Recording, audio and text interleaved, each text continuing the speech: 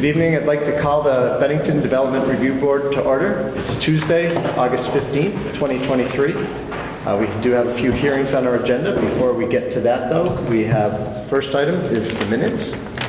I'll make a motion to approve. Charlie? Second. Bill, second. All in favor? Others? Okay, so that's passed. Dan, can you go through the reading of the oath? So we do ask that everyone who speaks this evening or presents evidence to the board sign in over at the podium, and that includes the following oath statement. I solemnly swear or affirm under the pains and penalty of perjury that the statements I make, testimony I give, and other evidence I submit to the board at the board's public hearing held on this date shall be true and correct to the best of my knowledge and belief. And again, we ask you to sign in, and it includes that oath statement. Next item is disclosure of any ex parte communications or conflicts of interest for board members regarding any of the hearings this evening. Seeing none. Okay. We do have 3 hearings tonight, and the first one is Bennington DT1 LLC at 108 Northside Drive. These folks are seeking approval for an amendment to the approved design plan. If you'll recall, this is for a Starbucks and Chipotle, 2 restaurant chains in that location.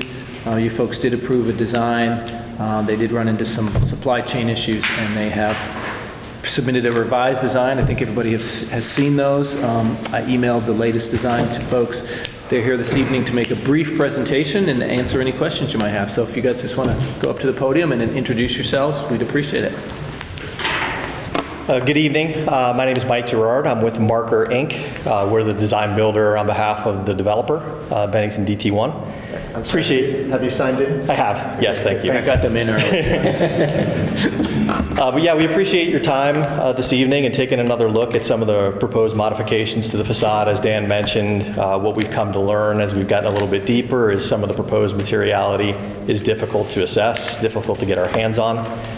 So a lot of the changes that you're seeing today are strictly with facade material. A lot of it's just ratios, changing a little bit less brick for a little bit more hardy. I think in alignment with the expectations of this board. So we hope that you did like what we're putting forward. If I could walk you through some of those changes, if we start with the Chipotle facility, really what we're proposing here is a modification to the ratio of the Endicott brick that was originally proposed, so we're staying with that same material. We're just limited on quantity that we can get our hands on. So changing those modifications slightly and introducing a little bit more of the fiber cement panel, which had previously been approved. And then we did some rebalancing on coloration, but largely the facades, the shapes of the buildings are not changing, fenestration is not changing. This is just materiality. Let's see. Secondly, some substitution where we had brick adjacent to the storefront. Again, this is about kind of limiting that quantity. We're proposing a painted brake metal around those storefront elements. You can kind of see that in the rendering. Third item on the list is substitution of the eaves cornice that we had proposed and changing that to a fiber cement trim. This has really more to do with just staying consistent with the proposal of what we're doing on the cap of the building, being fiber cement, that change really seemed to make more sense. And I think on Chipotle, that is the bulk of the change. So I'll pause there for a moment if there's any questions before we move on. Questions? All right, thank you. Starbucks, very similar. Some substitutions of the materials for the pewter modular brick. This was a change in manufacturer. So Mutual Materials was the original manufacturer proposed, and we're looking to change that to Mora Ceramica. Again, this is about availability and kiln firing and when they're going to have the brick available. Still maintaining kind of the same look and aesthetic.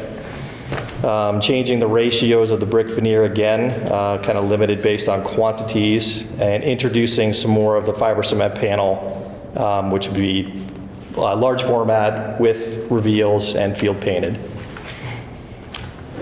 Secondly on this list is a change in the wood siding. Again, it's a manufacturer change. Reson timber was the basis of design that was submitted to you earlier and approved in April, and we're asking to change that to Identity Wood. Similar in texture, similar in coloration, but something that is more available, in the marketplace. And then lastly, on Starbucks, we introduced some turnbuckle canopy support, so you can see those in the rendering. That had really to do with structural modifications that were required to support the cantilevered canopies and making the walls wider. So trying to limit that, making use of the turnbuckle, and I think it adds a nice aesthetic. And in summary, likewise on Starbucks, fenestration remains the same, no change to the windows, doors, etc. And those are the requested modifications. Any action from the board or any questions? Proposed I action? want to make a comment that you talked about the ratios changed, and I think that's a modification that is positive in my estimation, because before they had some solid material down some of the facades, and now this is breaking that up a little bit, so it's a little less, I want to say, industrial looking maybe. So I think it's the supply chain problem, I think, created a better end product. Well, good. We're glad to hear that. For me, anyway. Do you have a motion? Motion to approve. I'll second. All in favor? There we go. Very good. You all set Okay, to go. thank you for your very much. presentation. All right, next up, we have Mr. Honorato on Chapel Road. He's seeking approval for a camp. He's constructed on property in the Forest District. It does appear that the camp complies with the requirements for a camp in that district. And Mr. Honorato is here to answer any questions you might have about his camp. He's signing in right now. All right.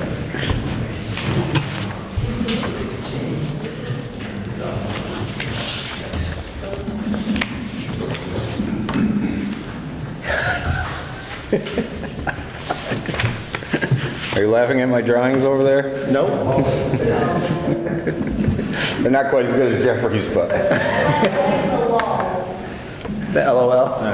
That's what we're talking. Okay, do you want to make a opening? no, I don't even know what you would need from me, but Okay. I personally have a few questions, so if you don't mind just answering the questions.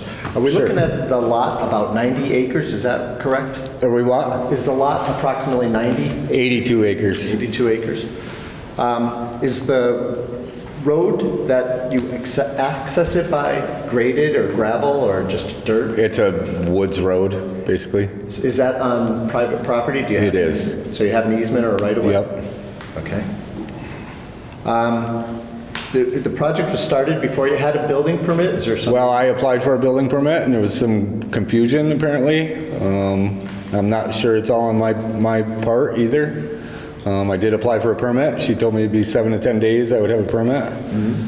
After 10 days went by, I didn't hear anything, but I was like, well, it got mixed up in the shuffle, whatever happened, and we commenced building the camp. And then by coincidence, I was down at the town asking about something else and asked about it, and she says, no, I emailed you, you have to go in front of the DRB. And I looked back through my emails from that date, and I think she did email it, but somehow I got lost. Mr. Honorato did apply for a permit before he constructed, and there was some sort of communication issue, so he didn't just start it without seeking a permit. I think Whitney did email me. I have no idea why I did not receive the email. Yep. Yeah, Where I work. Do you plan any electrical service? no. No solar, no nothing? We may put some solar in or something, but Any well or septic? no. And I assume the piers that you've dropped, they're just on the ground, they comply with the spacing and They do, whatnot? Okay. yep. I'll just trust you on that one. It looks like they certainly. Yeah, they're 9-foot spacing. I think the regulation says 8 or something, so. Yeah. Ronnie? When you beat me to one of them, I'm gonna ask about sewer and toilets and water, what are you gonna do for drinking water and or other water? Drinking water we'll have to haul, you know what I mean, which we already do. Wash water, I'm not sure yet. We may collect rainwater or something. I don't know. That's, And the sewer is gonna be what exactly? there's no sewer. Sewers aren't permitted in the Forest District. Yeah, okay. So what are you going to do for waste? We won't have any waste. We're not gonna have, what's that? Human waste. Oh, we're gonna have an outhouse, I'm sorry. Salt pit. Yeah, yeah. In the shed. Yep, it is. For Yeah. camp, yep. Perfect, thanks. Going on, squeeze the trees, get one. I just had a question about usage. Do you know how often you're going to be using the camp? We'll use it for a hunting camp and probably recreationally a couple times a summer and maybe in the winter even too, but don't really have a scheduled, I hardly have time to go home, so going to camp is Yeah, that'll change in November, right? Have you put in some thought, I'm just looking at the one image here, looking at the front door. It looks like the grade possibly drops off to the right, and there's been, kind of some clearing here. I'm just thinking about stormwater. Yeah. And, this is a great summer to be thinking about stormwater. Right. Are there any, any thoughts around preventing, future summers like this one from eroding the site? Actually, the water doesn't run that way off the site at all. It actually runs the other way, 2 different ways around, since I've graded around there. It used to kind of run that way, and now we've made it so all the water doesn't run in one spot, you know what I mean? But there's no real drastic amount of water anyway. No. Okay, yeah, because I just can't see the grading on the site. Right, yeah. Yeah, and are you planning to seed grass to Yep. grow in the area, bring in some topsoil? Yep. Handy. Yep. Okay. Anything else? I'll move that we accept it as presented. And second? Stop saying, it's my night here. All in favor? Thanks, Mark, you're all set. Thank you. Have a good night. Thanks for the information.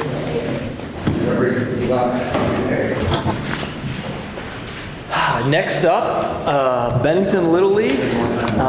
These folks are seeking approval for a couple of new buildings on that site. And we have Jeff Metcalf here this evening to present. Jeff, go ahead and introduce yourself and let us know what you're planning. And I do want to point out before we begin, this is already a pre-existing non-conforming use Yep. of the site. Yes, Just in an so- industrial zone. So the public is aware of that.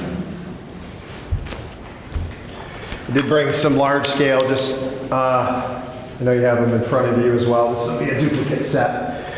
We'll start with the site plan. So what we're looking to do here is we're looking at 2 new facilities. One is a replacement of an existing facility, of an existing building, and the other is a new building. So on the site, you'll notice this is our existing parking area here. The existing building is over here, sort of in the southeast of the parking area. And that building currently is a block building that was built, 50 years ago that is it houses our bathrooms, used to house our concession stand, and it houses some storage. We've outgrown that. We have a bigger tractor, a number of other things, and so what we're looking to do is expand that a little bit. So it's going to stay essentially the same width, but we're going to make it longer, and we're going to raise the building that's there, and we're going to build a new structure in its place. The ceilings are too low, the slab's terrible, so we're just looking to upgrade that building. The location of the other building is if you know our property, when you drive through our gates, it'll be just there on the left-hand side, and it'll be adjacent to our big field. So this is what we call the O'Neill Field, Farnham Field, Hogan Field and Farnham Field. It'll be near O'Neill Field here. And that will be an indoor training facility. It's something that we're looking to do for the kids for the winter and so on. So I'll start with the maintenance building because it's a little less glamorous. But just to give you kind of a sense, both buildings will be stick-built. We're going to use clapboards, standard clapboards. LP Smart Side is what we're looking to use for the exterior for the most part. Lifespan trim. What this building now will house our bathroom still. We're going to have our concession back in here. We had to move it for a while. We're looking to put it back in there and more storage. So the new bathrooms will be ADA accessible, a lot cleaner, just a nice upgrade from what we have right now. So, and then other than that, it's an unheated, the inside will be essentially unfinished with the exception of like the bathrooms and the concession area. We're going to do those most likely in something very cleanable. But otherwise, just a seasonal building. It'll get used basically from mid-April until October, depending on how everything transforms. Right now, we mostly use the facility and the site until the end of July when All-Stars are over. But after that, we're hoping to be able to do a little bit more over there for the rest of the summer as part of this process. So. Any questions? I don't know if you want me to do the whole thing and then I can come back? Okay, go ahead. Terrific. All right. And then this is our indoor training facility, as we call it. Basically what it is, it's going to be a 50 by 80 new structure, again, stick built, 14-foot ceilings, and inside it'll have turf on the floor, 3 batting cages with a warm-up area for things like bands and other things for the kids to use. And that's essentially it. So it'll be just a simple finished space. And then in the front, there's a small 2-story addition that will have an office, a bathroom, a stair to get to a second floor small little meeting area for like the board to have their meetings so we don't have to keep paying to rent spaces. And a vestibule.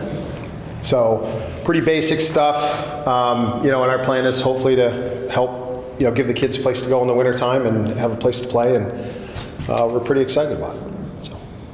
That's my spiel. Okay, I'll start off with a few questions. Okay. You're anticipating town sewer? We have town sewer now, yes. Both buildings? Yes. So it already runs out there? That is correct. Even to the location where the practice facility will be? It runs right by it. Okay. Yes. Yeah, we've talked to the town a little bit about that, so we've got a game plan for connecting in. The use, for the most part, the indoor facility would get used in different times almost than the other, but we have a 4-inch line that we put in I put it in about 15 years ago now, I guess. And so we'll use that. Okay.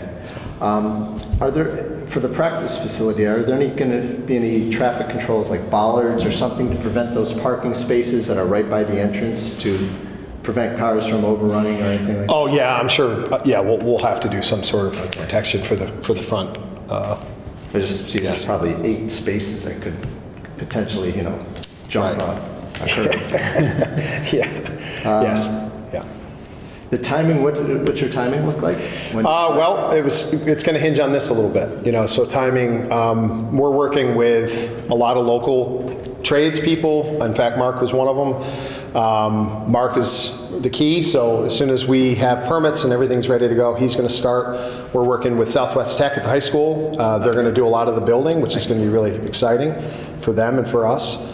In a perfect world, I would say we'd start excavation sometime early September, and I'd like to be, we may stagger the buildings. We haven't really figured out exactly the timing and everything else, but depending on availability and everything, what we'd like to be able to do is have the main training facility ready for this upcoming year, this February. That would be the goal. And for heating, what do you anticipate for heating that building? Will there be any underground tanks? No, our plan right now is we're going to primarily use heat pumps. Okay. It'll be a ducted heat pump system in the attic. That's what we're working through right now because we want air conditioning as well, so we might as well get it for free. Okay. And then finally, if you have a real good left-handed pull hitter, are they going to hit the building? Ted Williams? Johnny Pest? It'll be okay if they do, because as long as it's the home team, right? So, no, I think that for the most part, we don't have any problems with even cars parked in that field from the O'Neill field. It's a 350-foot fence and mostly gets used by middle school, so there's not a lot of long hitters at that age group. So. I couldn't have done that in my best days. I'll take it if they're there. I'll take it. We are building the thing. There's no windows on the back side to try to avoid that. We are making it, the LP Smart side that I'm looking to use is a lot more resilient than like a fiberglass or something like that. So it'll hold up pretty well to a shock. Asphalt shingle roof. That is, we're anticipating that to a certain degree, but hopefully it'll be fine. Bill? Did you say it's going to be a dirt floor? No, turf. Yes, it'll be a concrete slab, and then we're going to put a turf floor over the top of it. The astroturf or? It's more like indoor carpet. Yeah. It's like a heavy-duty indoor carpet that most of the places put in these types of facilities. Because the idea is that the batting cages will be retractable so that we can do infield practice and even invite other sports. Like ideally, once we get established and everything's going, we want to reach out to the community for softball and for other things as well, of course. We want to be as inclusive as we can be, and we want to use the facility as much as we can. I'm just curious. Yeah, no. I don't want another infield to maintain, I can tell you that. That was it for me. And I meant to introduce, so I'm the president of the Bennington Little League. I'm also with Keith, I own Keith and Weston Architects too, but my role here tonight is primarily as the president of the league, so. I just had a few questions I guess clarifications. I've been on the property, so I'm familiar with it. Good. This plan looks like the parking lot may be upgraded, but the note says it's just going to stay the same. Right, so it's an existing parking lot with, so what we're looking to do, if, again, depending on fundraising and everything else, is that eventually we'll hopefully pave it, because it'll be easier for winter maintenance and things like that. And also, we can actually recover some grass. Right now, it's expanded, and sprawling all over because of the gravel. And so we're hoping that by doing this, when we do get to pave it, it'll be done in such a way that we'll have less impervious areas. That's the hope. Any changes right now to the parking area, but in the future, you hope to pave it. Yeah, I think that would be the goal, absolutely. And also, the notes talk about 4 lights, and I can see 2 new lights on the parking area. Are any of the fields lit? I didn't really see that. It says what now? 4? Yeah, the notes, which are a little hard to read, but it's On the site plan it says that? yeah, it says somewhere that there's going to be 4 new lights, and I can see the 2 new lights in the parking lot. I think the note just says new lights.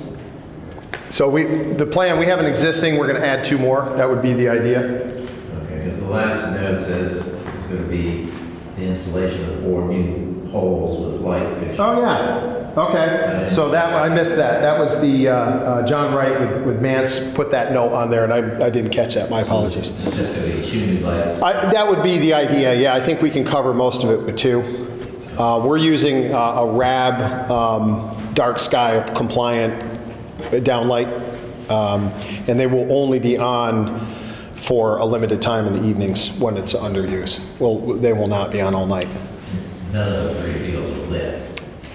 Well, Hogan Field is, yeah. We have actual, we pulled permits from lights many years ago now for, I didn't look that close to apparently. yeah, that field, so the southernmost field is lit with Musco lighting, so, which is the kids' favorite thing. Okay, thank you. Sure. Anybody else? Any motion from the board? I'll make a motion to approve. Kat, second. All in favor?